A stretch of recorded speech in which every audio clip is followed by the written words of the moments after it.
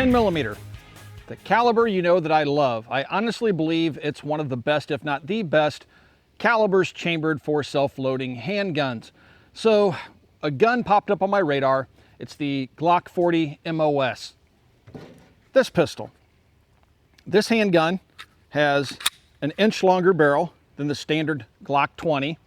And it's the same size if you're familiar with the Glock 21 to 45 ACP. The gun overall and its grip and feel is very much just like the 21-45. Now, the Glock 40 MOS is a Glock 20 with that extra inch of barrel, and the MOS means that it has the optics cut. On top, I have the new Trijicon SRO. So why am I talking about this today?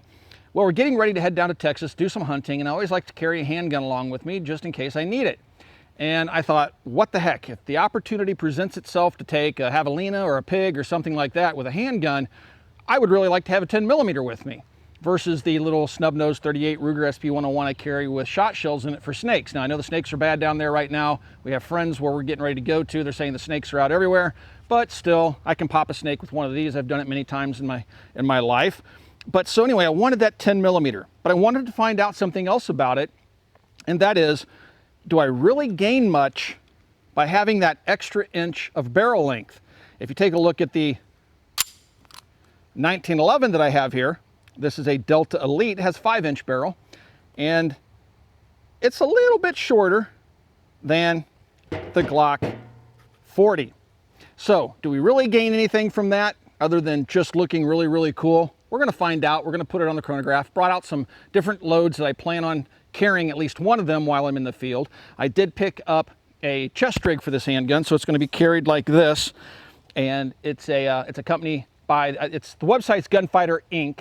or gunfightersinc.com. And the Kanai, I believe is how you pronounce it, chest rig. It comes highly recommended, and I was able to expedite an order. So hopefully when you see me in our hunting video, I'll be carrying this Glock 40 MOS on my chest, just like this. So this morning we quickly got the SRO all zeroed, and we're just going to shoot some, leftover Freedom Munitions 10 millimeter, but then we're going to start shooting the hotter stuff, the stuff that you would carry for dangerous game, for hunting, for just whatever you might want to use a 10 millimeter for to take advantage of the power of the 10 millimeter. And again, we brought out the 1911 to fire it over the chronograph just to see if we really gain much velocity to warrant that extra length, which makes it a little bit harder to carry for some. Certainly on the hip, it's going to be more prone to poking into car seats and things like that. Chest rig seems to solve most of those problems, which is the reason why I'm going to go with it. So today we're going to do a little bit of shooting with the 40 MOS just to make sure it's going to work with the ammunition that I plan on taking into the field, get some ballistics data, and talk about a cool handgun from Glock that I've always been a fan of. So let's get started.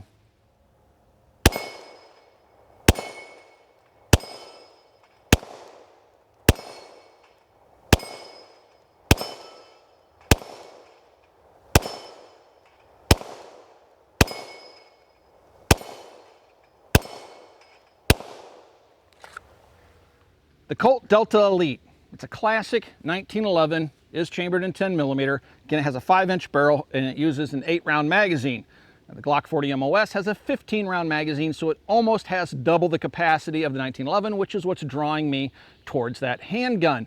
With the 1911, I feel compelled to carry extra magazines. With 15 rounds in the magazine of the Glock, I'm less inclined to carry a spare magazine, even though I probably will. The 1911 handles, now it does have a very stiff recoil spring in it, but the 1911s in 10 millimeter generally handle the recoil of the 10 millimeter very well. It's a very ergonomic handgun, and I've carried them for many years and used them in the field. Used to carry 1911 many years ago for self-defense, and I really, really like the handgun. It's slim, it's very ergonomic, shoots really, really well. Where the Glock feels more like a 2x4 in your hand, this feels more like it was made for your hand. But yeah, I really, really love the Delta Elite and even my 10 millimeter Smith & Wesson.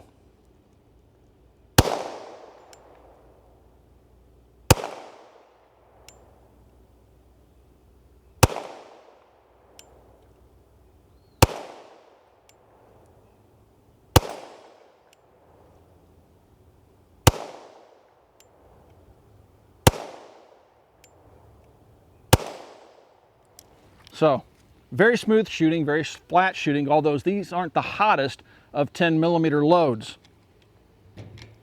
Stepping up to the Glock, I love the optics cut. I know Sage Dynamics said that this is more of a range optic. Even Trijicon will tell you this is not to substitute for their RMR, which is their ruggedized red dot sight. This is more or less giving you a bigger screen, a bigger lens, and man, that thing is easy to pick up. Very, very big, bright screen, no color shift whatsoever, and I hope it holds up to the gun. Now, I'm not going to go around banging it on trees and purposely trying to break the sight because I know the sight is not as tough as an RMR, but I do want to see how the sight's going to hold up in field conditions. And I'm sure a lot of you guys might be curious as well. So I'm going to be carrying it on my chest. If I'm going to be crawling around out there, it's going to be crawling around, and I have to worry about, will I lose my red dot, because this is an open system, unlike the new Acro from Aimpoint. But I want to see how it fares in the field and see if I break it. I highly doubt I will, or see how it fares with me just doing what I do by crawling around and stalking game. Last time I did actually crawl on the ground when I was going after a nil guy. But this little guy really shoots nice.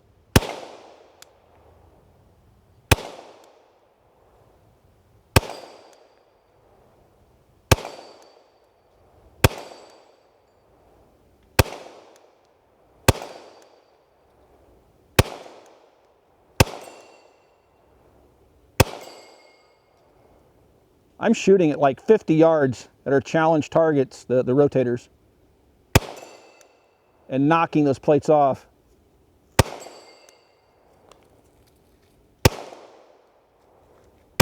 Ah. Out. I got half the rack. Under it.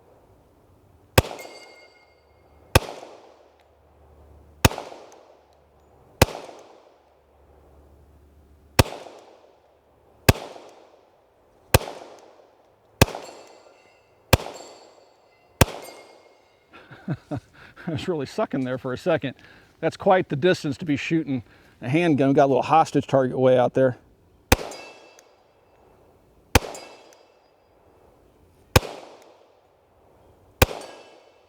Yeah, so this handgun's going to shoot really, really nice. Does not look like the spent cases are damaging the lens. I know a lot of people worry about that. Sometimes spent cases will come back and bounce off the lens of red dot sights. I'm not seeing any signs of that so far. And overall, I'm really, really kind of liking the gun. Can just barely see him. That shot him in the face. Trying to get at a very little tiny edge there. I can't quite get it. Oh, I got it.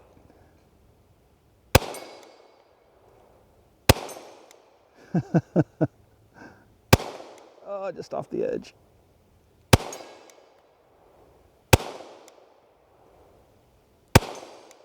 The tiniest of targets to shoot at this distance.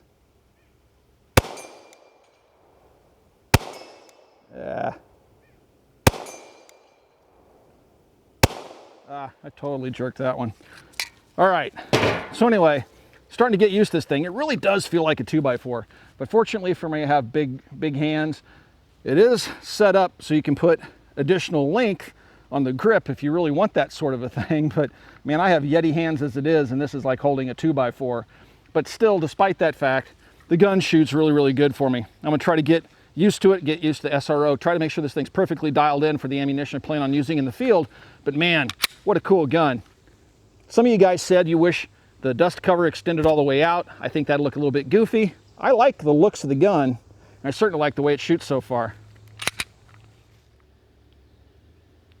Okay, 5 rounds of the Federal 180 grain JSP projectile, designed for medium game. Here we go. 1310 on our first shot. 1363, quite the spread there. 1324. These rounds are very, very warm. You can feel it in the recoil impulse. 1330. And 1309. So let's go ahead and take a look at this data. So we have an average of 1,327 feet per second. That's, you know, over the 1275 advertised speed, which is good. We had a high of 1363, a low of 1309, so we had a spread, a standard deviation of 21.9 feet per second. I mean, extreme spread, I'm sorry, 54 feet per second, a standard deviation of 21.9 out of the 5 shots fired. So that's a cannon. Now we know what the velocity data is. Let's go ahead and say our average is 1327. Remember that number. And now we're going to load up 5 rounds into the Delta Elite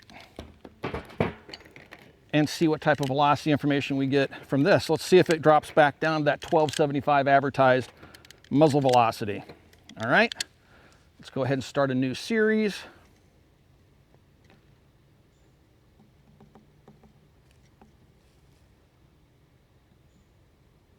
Okay, series number 2. Let's go ahead and start it recording.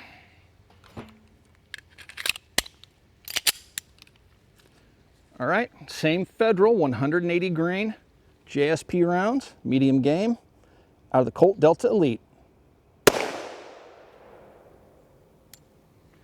1281. So guys, we're down towards the into the 1200s, the high 1200s, which is what's advertised on the box. 5-inch barrel versus a 6-inch barrel.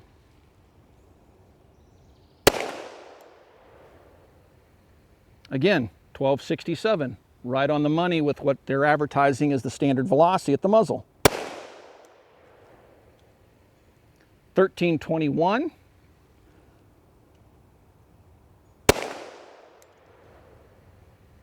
1272, 3 feet per second off the advertised.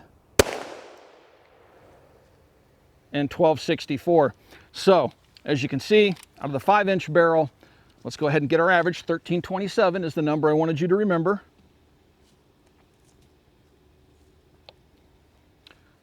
So, with the 5-inch barrel, 1281 versus 1327. All right, extreme spread, 57 feet per second, standard deviation 23.1. And yeah, so we really are picking up not quite 100 feet per second with that extra inch of barrel, so it does make a little bit of a difference. Now, is it going to make a difference on game? I'll find out if I get lucky enough to shoot something with it, but that's good information. So guys, of course I'm going to be happy with my Glock 40 MOS. I've owned a lot of Glocks. I think I probably have more Glock handguns than any other handgun I own. I have a lot of 17s, 19s, whatever. And so I'm not really surprised that I'm liking this handgun. The SRO, I really love that big screen. That's our challenge target tree down there that we're shooting at.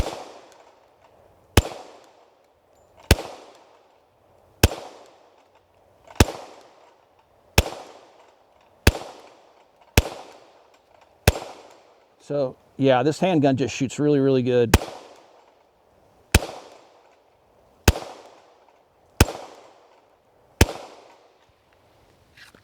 Yep.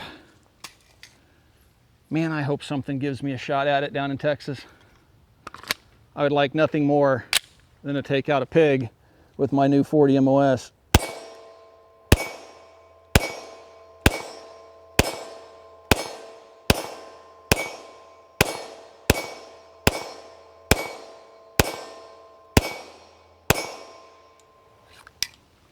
Yep, the recoil is so smooth, man.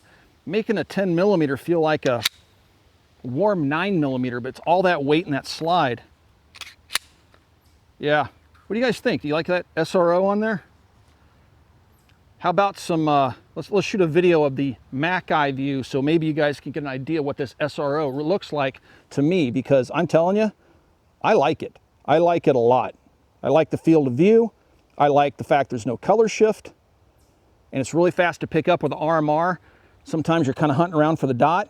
I have no co-witness with these standard factory sights, and I probably will eventually put suppressor height sights on it. I screwed up when I ordered my holster. I was in a hurry last night and I didn't select the suppressor height sight option. Hopefully that won't be an issue because that front sight's gonna be pretty tall. But yeah, let's do the old Mac eye view and see what you guys think.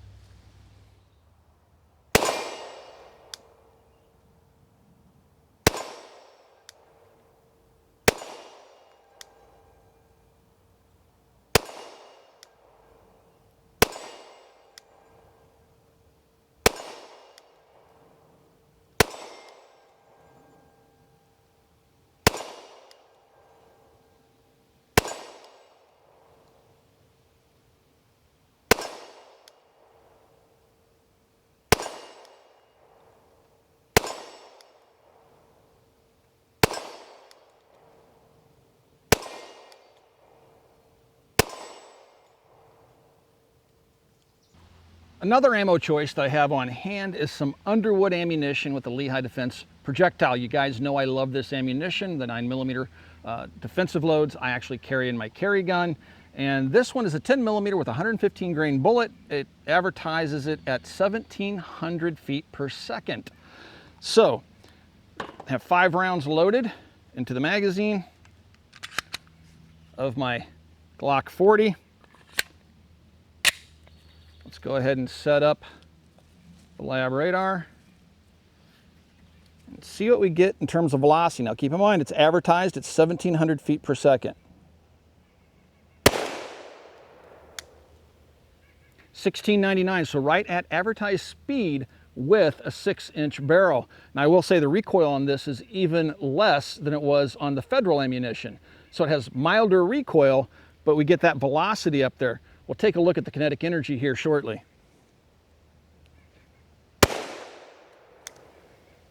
$17.05, right at the advertised speed. $17.20.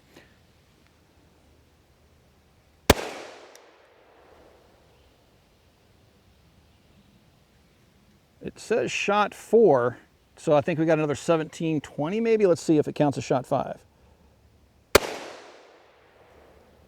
Yep. Okay, so he's got two 17.20s. So and the last one was 17.24. All 5 shots are accounted for. So let's go ahead and stop this and take a look at the kinetic energy. We have 759 foot-pounds of energy and a power factor of 193. So I'm pretty sure this is our average, 759. And our average velocity is going to be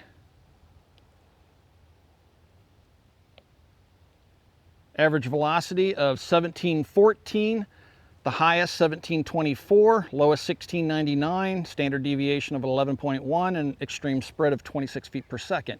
So that's some pretty impressive ammo. Why would I like that? Well, first of all, at that high velocity, this thing's going to shoot really, really flat.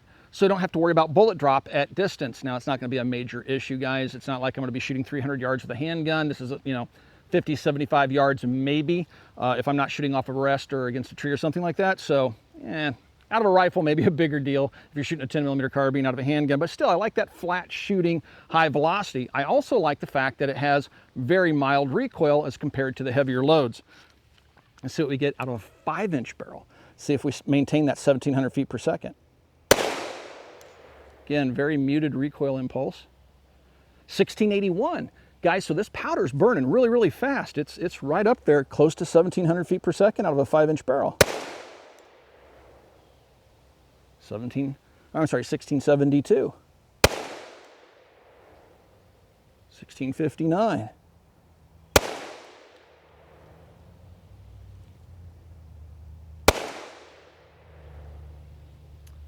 All right, all 5 shots accounted for. So what we're seeing is the spread. So it's, it's under by around 40 feet per second or so of the 1,700 advertised. We're a little bit over with the 6-inch barrel. So we're still seeing that 1 inch of barrel is giving us more power overall. So let's just get some pictures of this here really quick so I can show you guys. 1659. Let's go ahead and stop the recording. We have 700 foot-pounds of kinetic energy, okay, as compared to the other. I'll just take a picture of that too. And we have an average of 1666, that evil 666 is in there.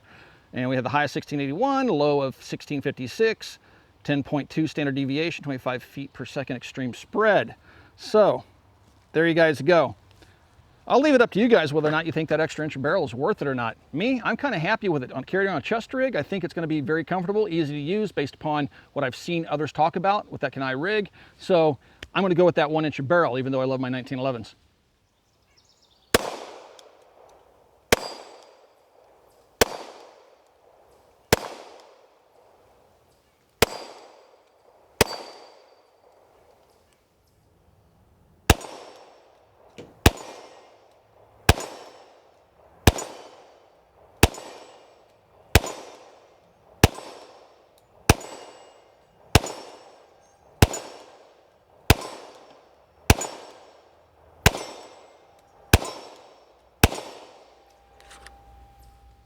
So the guys from Challenge Targets were nice enough to bring out some new spinning targets for us this year. We have a video on that. And I've chosen to shoot at the propeller target, which I think is probably the most difficult target to shoot at. It's got the most motion to it. So let's go ahead and see how well I fare.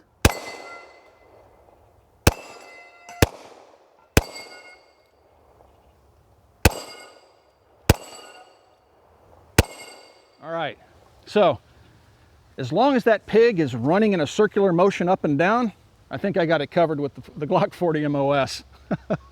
Let's empty it out.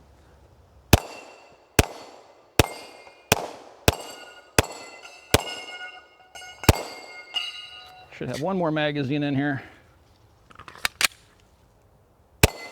Yeah, guys, it's a shooter, it's a keeper. I love it. Glock, I do give them a hard time for being a one-trick pony, but their one trick really is a good trick.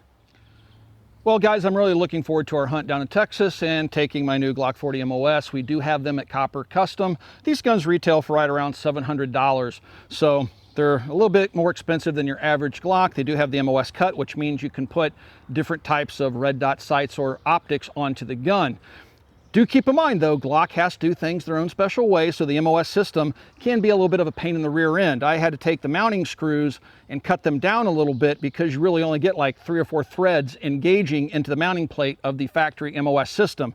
Now, there are aftermarket companies that are selling mounting plates that are far superior to the Glock plate.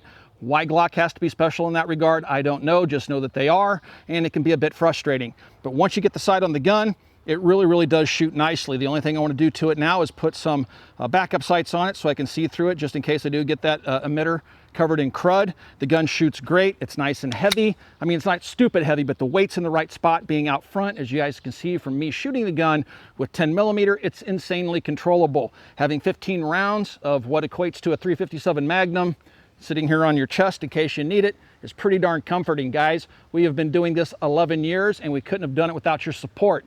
We do not take any industry money. Glock isn't paying me for this video. Trijicon isn't paying me for this video. We do not take any industry money because we want to remain as neutral as we possibly can. We want to say what we want, when we want, and how we want to say it. And we can only do that if you support us. And you can support us directly over at Patreon. There is a link down below if you'd like to become a Patreon supporter. That's how we stay free of industry influence and we're able to tell you everything that we experience with products in the firearm space. Also, please swing by and check out coppercustom.com and swing by and check out Twitch, Military Arms over on Twitch. We are Twitch gamers. If you are a Patreon supporter, shoot us your gamer tag over on Patreon. We'll add you as a friend on the PSN network and you can join us in a live stream. Guys, again, thank you for 11 years of support and we'll talk to you guys soon. We'll see you in Texas.